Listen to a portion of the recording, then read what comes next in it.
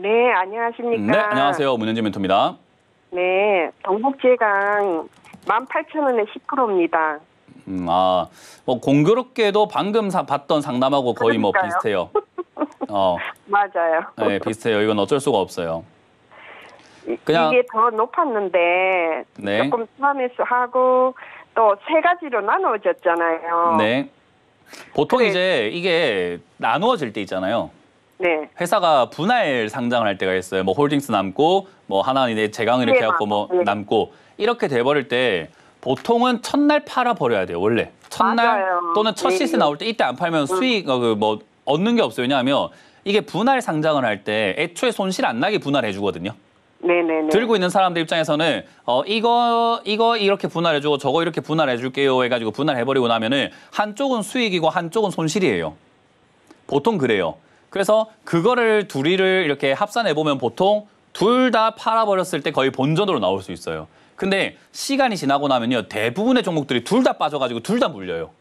그러니까요. 보통 그래요. 그래서 이거는 제가 시청자님 입장에서는 처음 듣는 이야기일 수 있지만 저는 이거 지금 11년째 제가 방송하고 있는데 분할하는 경우들이 있다. 회사들이 분할하는 경우가 있는데 분할하면 첫날 또는 첫 시세 나올 때 무조건 팔아라라고 제가 항상 방송에서 강조합니다.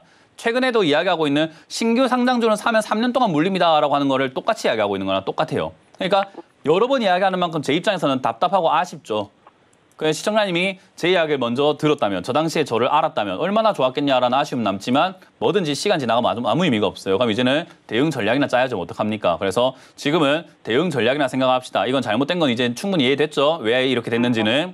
그래서 네. 내가 지금 잘못했기 때문에 시간 뺏기고 있다 생각하시면 되는 거고요. 지금 당장의 동국제강도 마찬가지로 철강에 대한 관세 이야기라든지 이런 것들이 잘 정리가 돼야 돼요. 이제 그거는 제 능력이 아니라 누구 능력입니까? 트럼프 능력일까요? 이 대통령. 그렇죠. 이재명 대통령 능력이죠. 그 이제 제 능력 바뀌기 때문에 제가 이 네. 주가를 끌어올려다 드릴 수는 없어요. 대통령께서 가서 얼마나 잘 이야기하고 오시는지 그리고 다음에도 또 이제 한미 정상회담 이런 것들이 계속 이렇게 있으실 것 같고 FTA도 다시 재협상할 것 같고 하단 말이에요. 그런 네. 것들에 대한 이야기들이 나올 때마다 얘들이 올라갈 어떤 조건들이 완성이 돼요. 그럼 저도 아직까지 그렇게 잘 하실지 잘했으면 좋겠다 생각이 들고 잘 아실 거라 믿지만 그렇다고 해서 이걸 추가 매수해라라고 하기에는 내 돈이 걸려 있는데 그거를 갖다가 베팅을 할 수는 없죠. 도박을 할 수는 없잖아요. 잘할 거라고만 생각하고 그죠? 네. 잘 못하실 수도 있고 난관이 있으실 수도 있잖아요. 그죠? 네. 그러니까 이 종목하고 상관없는 이야기가 돼버리는 거예요. 그러니까 이제 시청자님 뭐만 보면 되냐면 이재명 대통령의 행보, 앞으로 정치, 외교 문제를 어떤 식으로 해결해 나가시는지를 보셔야 얘 추가하면서 타이밍을 잡을 수 있는 거예요. 그러니까 가격만 보면 안 된다는 게 이 말이에요. 가격만 봤을 때 내 물린 것만 생각했을 때 추가하면서 하는 게 유리하지 않을까요? 맞아요. 유리할 것 같긴 한데 혹여나 트럼프 대통령의 그 어떤 천방지축, 뭔가 돌발 상황, 돌발적인 행동들로 인해서 돌발 발언으로 인해 가지고 예상치 못한 수렁에 빠질 수 있잖아요. 우리나라가 공경에 그죠?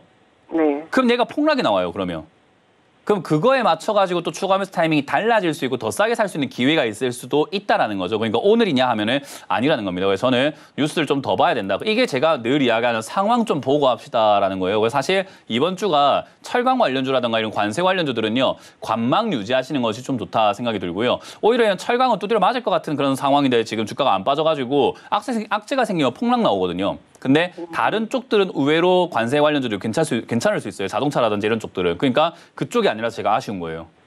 테마를 영 잘못 잡으셨고 매수가도 이상하고 지금 추가 매수하기는 좀 영 어려운 상황이다 보니까 이 종목은 한 최소 이번 주는 지나야 알 것 같아요. 이번 주는 지나야 G7 회의에서 어떤 이야기를 하고 오시는지에 따라 가지고 좀 가닥이 잡힐 것 같거든요.